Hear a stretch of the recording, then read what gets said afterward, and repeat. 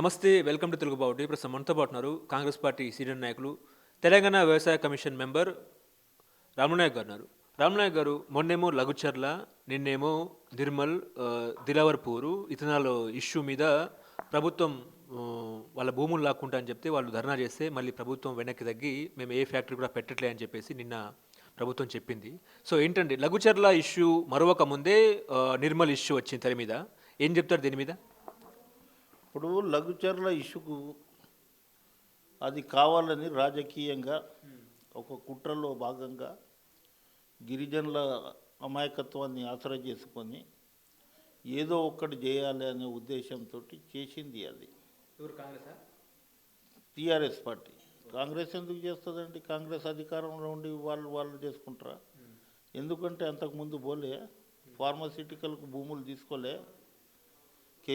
కేటీఆర్ స్టేట్మెంటే ఉంది, 14,000 ఎకరాలు మేము తీసుకున్నాం, ఎక్కడ ఇంత గొడవ కాలేదని.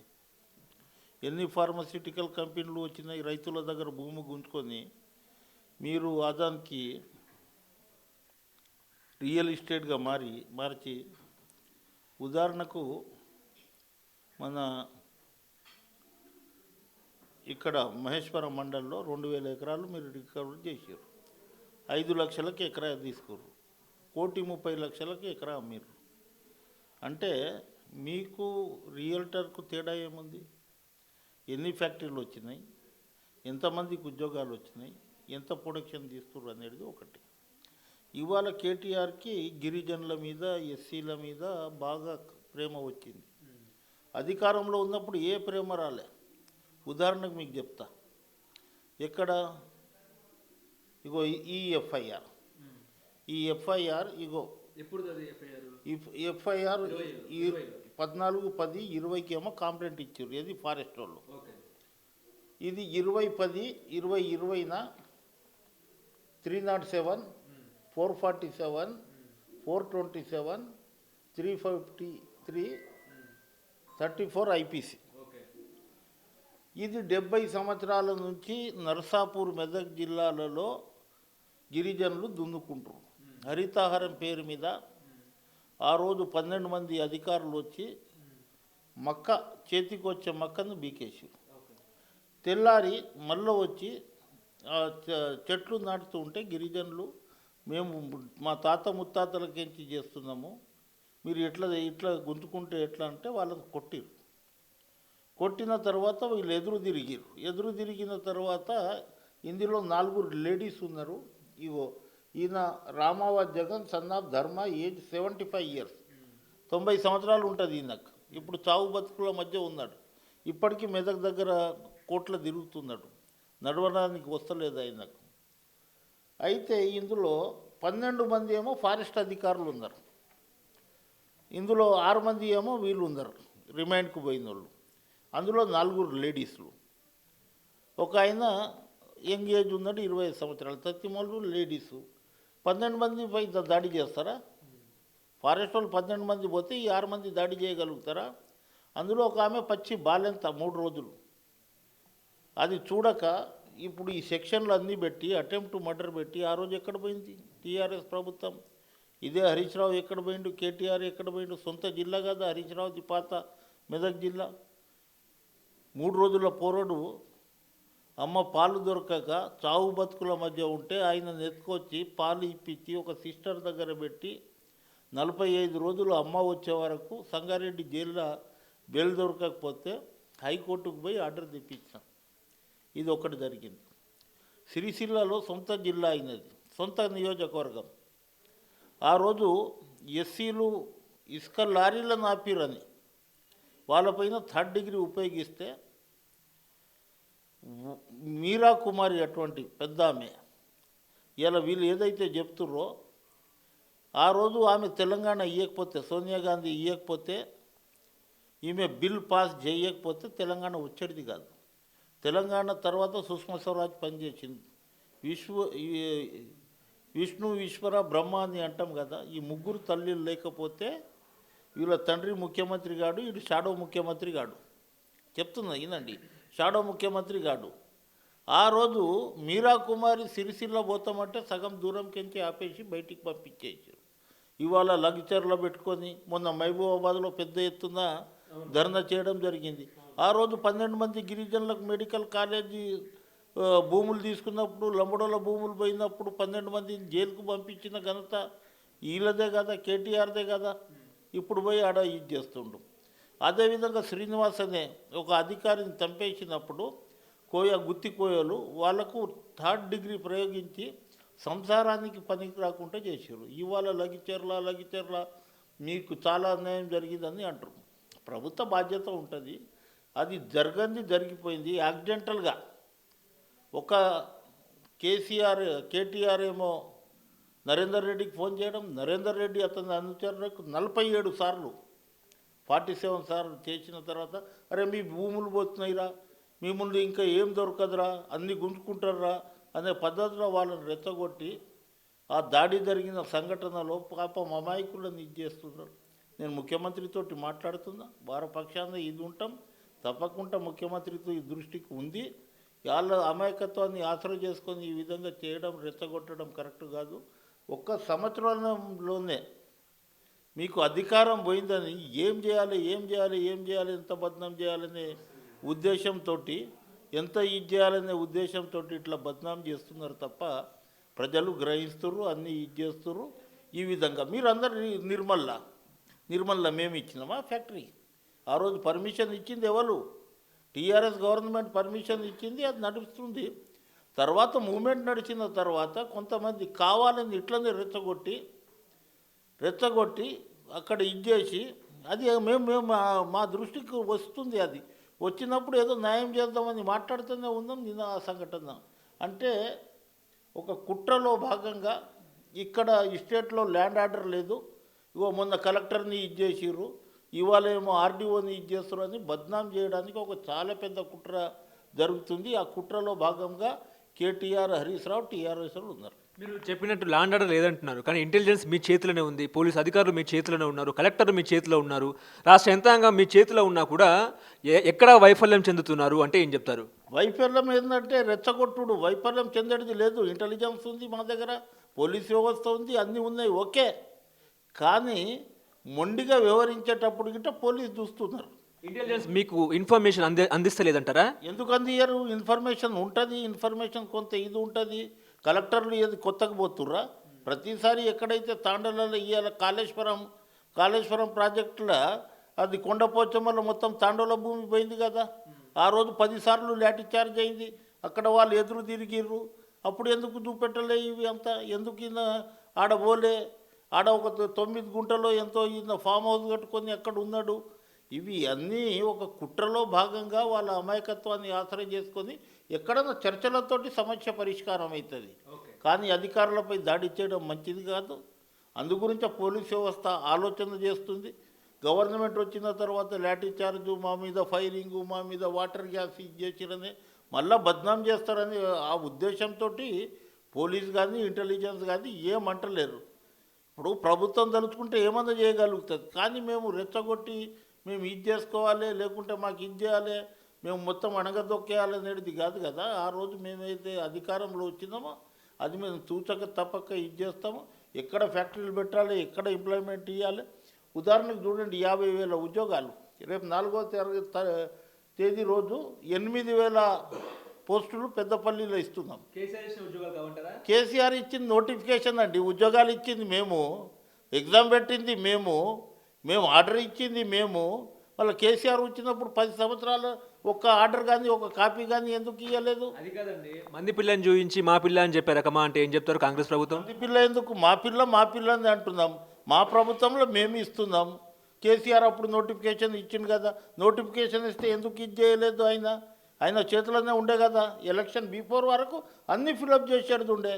నేను నోటిఫికేషన్ ఇచ్చేసిన అంటే అది కరెక్ట్ కాదు. ఇప్పుడు ముఖ్యమంత్రి వచ్చిన తర్వాత ఉద్యోగాలు వచ్చినాయా లేదా? ఎవరు నోటిఫికేషన్ ఇచ్చింది కాదు. 10 సంవత్సరాల్లో ఎన్ని ఉద్యోగాలు ఇచ్చారు, 10 నెలల్లో మేము ఎన్ని ఉద్యోగాలు ఇచ్చినాం ఒకసారి లెక్కలు తీయండి. ఉద్యోగంతో పాటు మీరు వ్యతిరేకతను కూడగట్టుకున్నారు ఈ 10 నెలల్లో అనేది ఒక చర్చ, నిజమేనా? వ్యతిరేకత ఏముంటుందండి? ఏముంటుంది? 10 నెలల వ్యతిరేకత ఉంటుంది, 11వ నెల అన్నీ ఇచ్చిన తర్వాత అంతా ఇదైతే ఉంటుంది. ఏముంటుంది? ఎప్పుడు ఎన్నికల ముందు ఇది అయితే మా మీద ఇది తిరగబడితే అది మేము ఎన్నికల్లో దెబ్బతింటాము. కానీ 10 నెలలు ఇంకా 4 సంవత్సరాలు ఉంది, ఎందుకు తొందరపడుతుండే ఆయన అర్థం కాదు. 4 సంవత్సరాల్లో మేము ఇంకేం చేస్తామో, ఏ వ్యతిరేకత వస్తుందో, వ్యతిరేకత వస్తుందా రేపు తెలిసిపోతుంది. ఓకే. తెలంగాణ రాష్ట్రంలో జరుగుతున్న గురుకులాల్లో పిల్లల ఫుడ్ పాయిజన్ ఇష్యూ మీద ఏం చెప్తారండి? మొన్న శైలజ అనే అమ్మాయి చనిపోయిన పరిస్థితి, ఎస్టీ అమ్మాయి. ఈ ఫస్ట్ టైమే అవుతుందా ఫుడ్ పాయిజన్? చెప్పండి, మళ్ళీ మీరన్నా చెప్పండి. అనేక సందర్భాలలో ఆ రోజు దొడ్డు బియ్యం ఉంటే నేను ఈటెల రాజేంద్రరావు సన్న బియ్యం పెట్టించినాం.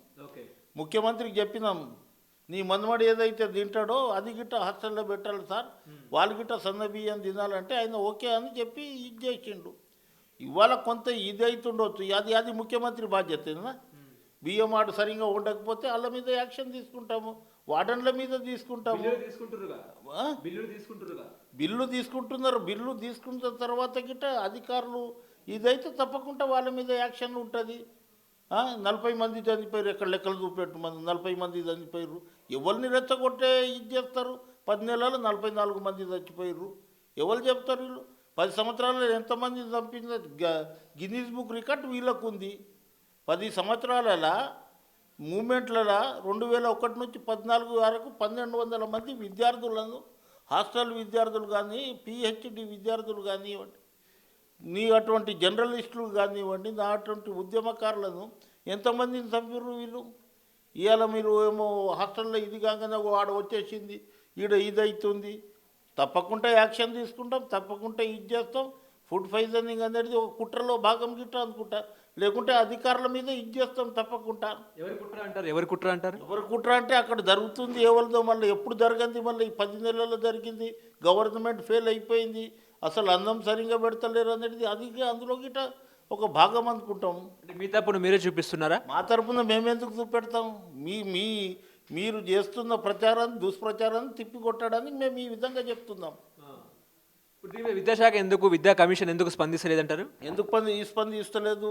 విద్యా కమిషన్ పోతుర్రు, మా అక్కడ ఎమ్మెల్యేలు పోతుర్రు, హాస్టల్ని విజిట్ చేస్తుర్రు, మా అధికారులు పోతుర్రు, సోషల్ వెల్ఫేర్ కానీ, ట్రైబల్ వెల్ఫేర్ కానీ, బీసీ వెల్ఫేర్ కానీ, మైనారిటీ వెల్ఫేర్ అన్నీ పోతున్నారు, అన్నీ ఇదవుతుంది.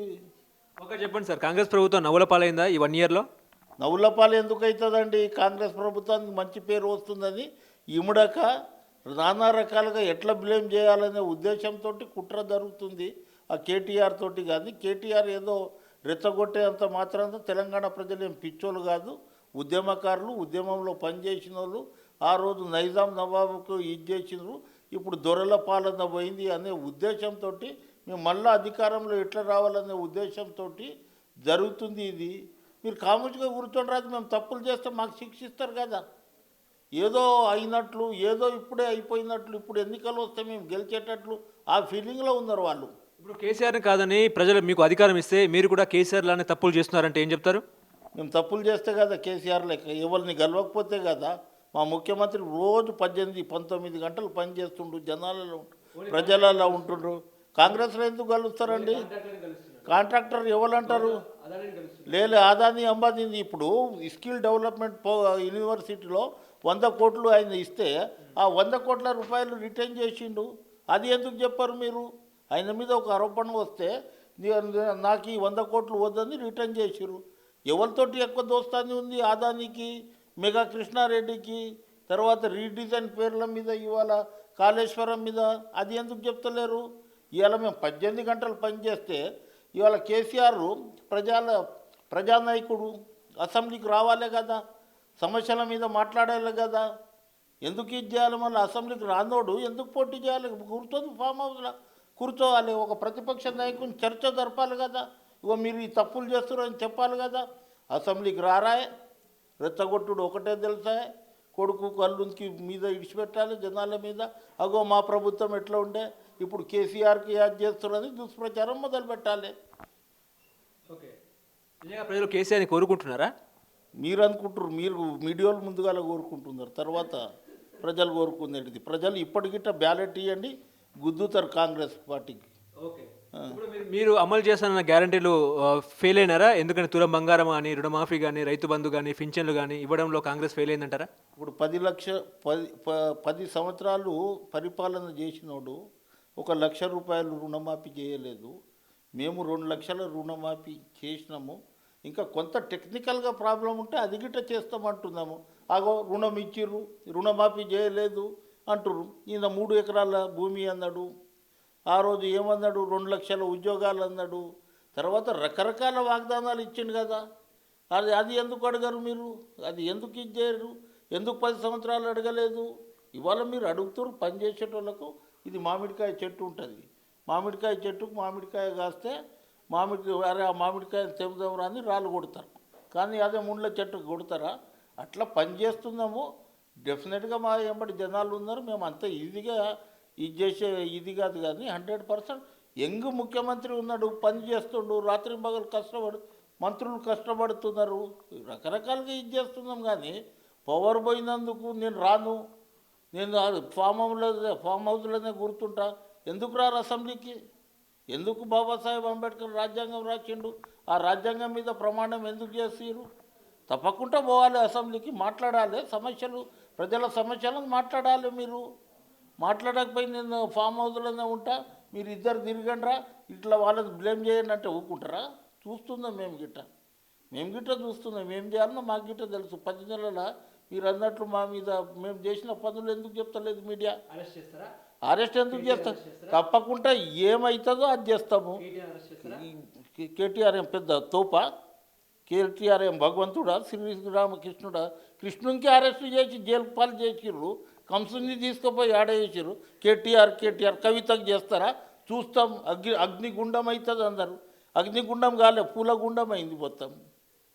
డెఫినెట్గా ఎవడన్నా తప్పు చేస్తే 100% చేస్తాం. 100% చేస్తాం. ఫోన్ ట్యాపింగ్లో చేస్తాం, లేకుంటే కాళేశ్వరంలో చేస్తాం, లేకుంటే కమిషన్లు తీసుకున్న దాంట్లో చేస్తాం. చేయవద్దా? తప్పు చేస్తే చేయవద్దా? ఆయన మొత్తుకుంటుండు, జనాలలో తిరుగుతుండు, పట్టుకుంటే ఆయన గిట్ట ఉంది. జైలుకు పోతే నాకు సింపత్తి వస్తుంది అండి. జైలుకు పోతే సింపత్తి వస్తుందా? ఏంది జయప్రకాష్ నారాయణ అనుకుందాం? అది అరే అది ఒక కాసు మీద. అరే భయ్, జైలుకు పోయినోడు గాంధీజీ స్వాతంత్రం తెచ్చిండు, నేను జైలుకు పోయినా, తెలంగాణ తెచ్చిన. ఈయన ఎక్కడ ఉండే 2005 వరకు ఏడా బాత్రూమ్ కడుక్కుంటూ ఉండేది ఆడ. ఇలా వీళ్ళ పరిస్థితి ఏంది? వీళ్ళ ఆస్తులు ఏంది? ఇలా అంటుర్రు జైలుకు పోకపోతే ఏంది? 100 ఫ్యాక్టరీలు పెట్టి టాటా బిర్లా కొడుకులా వీళ్ళు? ఎక్కడికెంచి వచ్చినాయి ఇన్ని డబ్బులు? అది అడిగితే జైలుకు పోతారు. జైలుకు కాదు, బెడ్లు వేసుకొని గుంజుకోపోతారు. ఓకే.